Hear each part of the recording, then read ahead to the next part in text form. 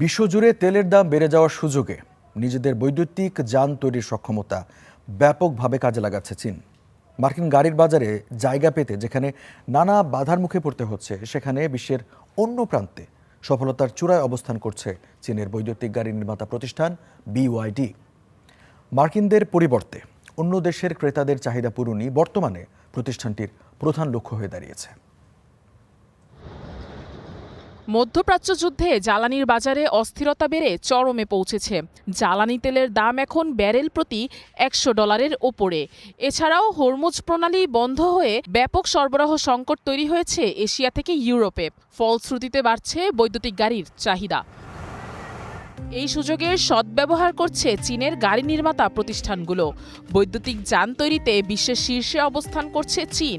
যুক্তরাষ্ট্রের মতো বড় বাজারগুলোতে স্থান করে নিতে নানা বাধা বিপত্তি থাকলেও এশিয়া ও বিশ্বের অন্যান্য দেশে ক্রমবর্ধমান চাহিদার কারণে দ্রুত গতিতে বাড়ছে চীনের বৈদ্যুতিক গাড়ির চাহিদা।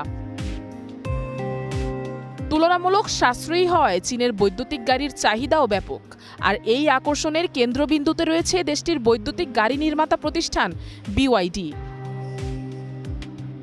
বৈশ্বিক জ্বালানি সংকটের এমন সময় এই ব্র্যান্ডের গাড়ির পরিচিতি বাড়াতে চীনে চলছে বেইজিং অটো শো, যেখানে প্রদর্শিত হচ্ছে BYD ব্র্যান্ডের নতুন সব বৈদ্যুতিক গাড়ি। আয়োজকরা বলছেন, মার্কিন বাজার ছাড়াই BYD টিকে থাকতে ও সফলতা অর্জনে সক্ষম হয়েছে।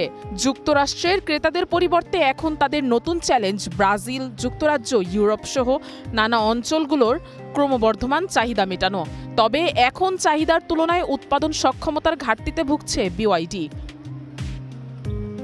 BYD এখন নতুন ফ্ল্যাশ চার্জিংয়ে গুরুত্ব দিচ্ছে। এই সিস্টেমের মধ্য দিয়ে কয়েক মিনিটের মধ্যেই 100 কিলোমিটার চলতে পারবে বৈদ্যুতিক গাড়ি, যা BYD-কে আরও বড় পরিসরে প্রতিযোগিতায় টিকিয়ে রাখবে বলে প্রত্যাশা কর্মকর্তাদের।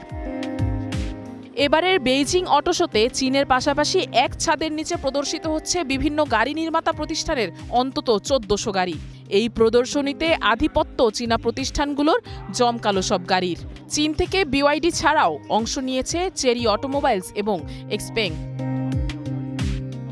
Afroza Lamia, star news.